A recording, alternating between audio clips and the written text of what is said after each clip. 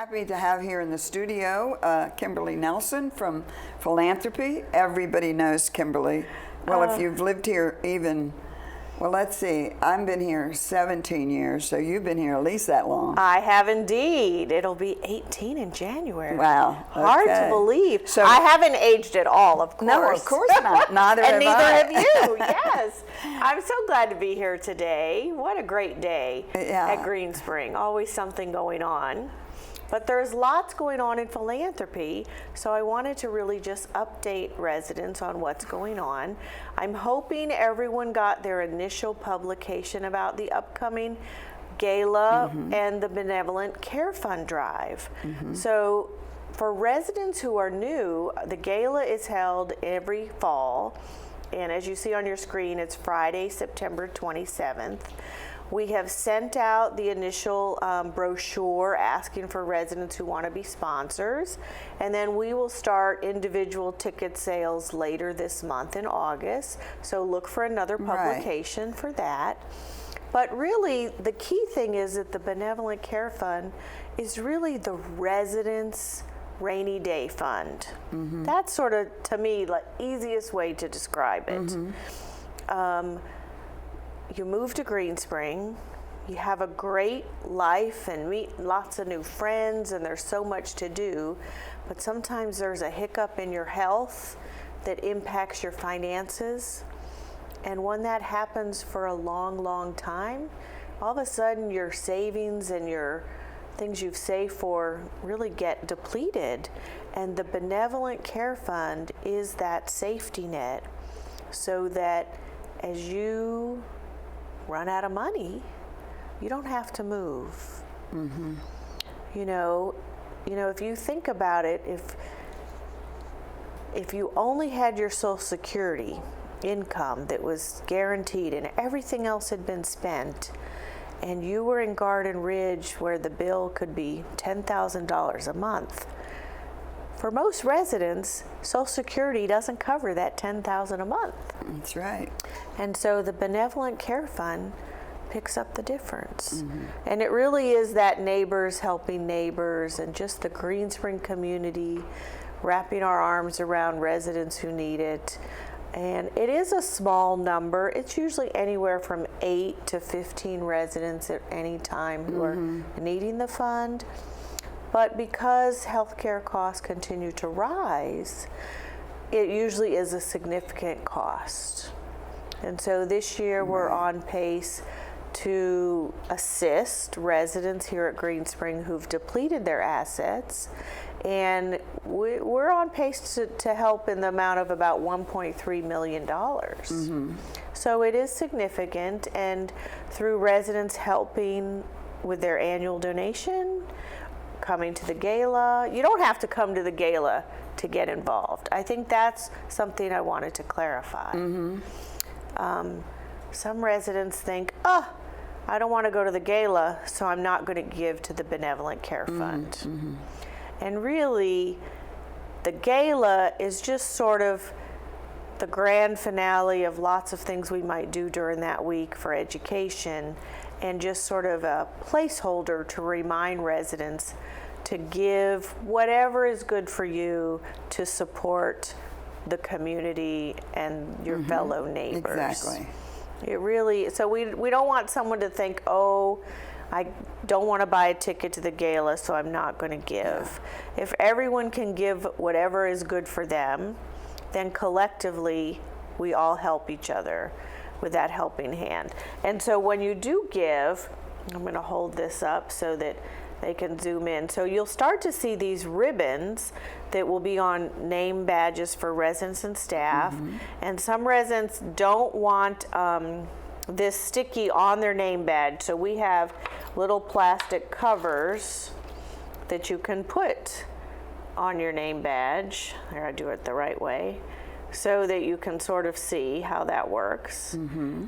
And we have them in our office if you want a cover like this. Okay, but when you make your donation and you get your little letter from us, you'll have the ribbon inside, and you can choose to put that on your name badge. It just sort of says, you know what, I believe in Green Spring. I want to help my neighbors in need. the Benevolent Care Fund is a very confidential program. I don't even know who's using it. I just help know the numbers and help spread the word that it is valuable and important. And I hear from families, or sometimes I get notes after the fact from families that just say, thank you, we so appreciated this. It really helped ease our mind as a family member, that we didn't really have to worry about mom or dad. So we hope residents will give to the fund. We hope you will come to the gala if that's something you'd like to do. And if you're really not sure, then just call me and let's talk about it, and I'll help try to answer any questions you have. Yeah, it's anyway, this is our busy, fun time of the year. Yes, yeah. And we know both fun and fund. Yes, yes.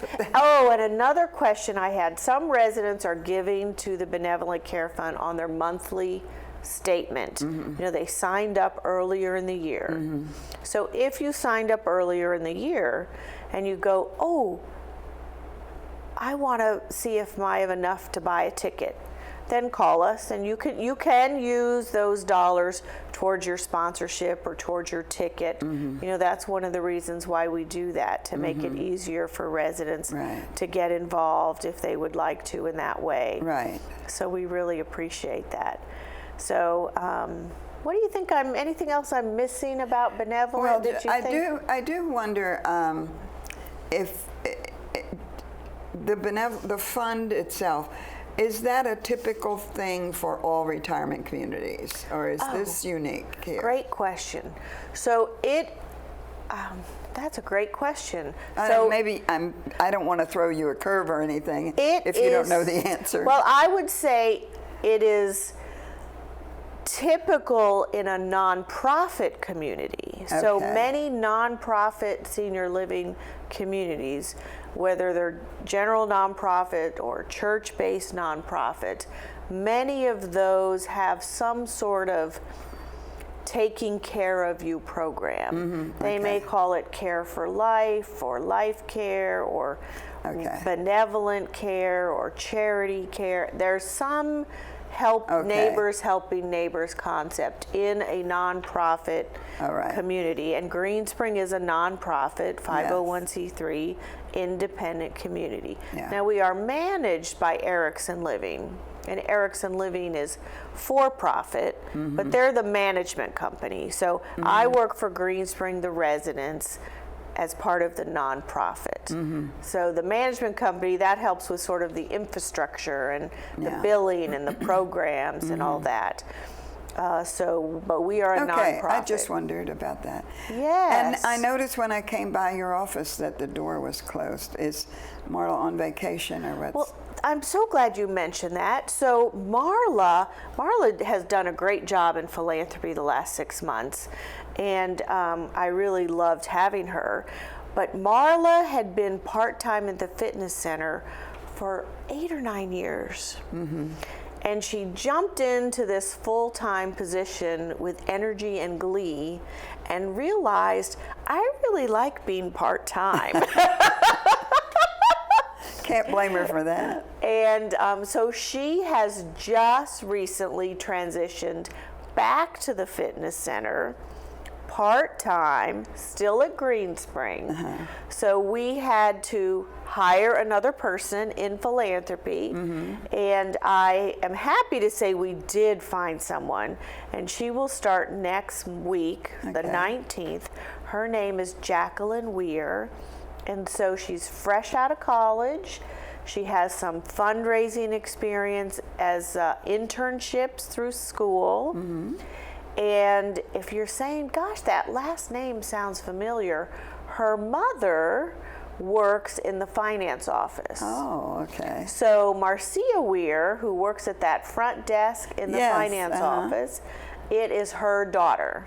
Well, good. So you will see a new friendly face, and we hope that all the residents will just welcome her, as you always do, with a big smile and a hello. Good. So she'll be here learning the ropes and learning more about Green Spring, and we're excited about that. It's a fun time for her to start working, coming up on the gala and all the busyness of that. She will not be bored, that is for sure.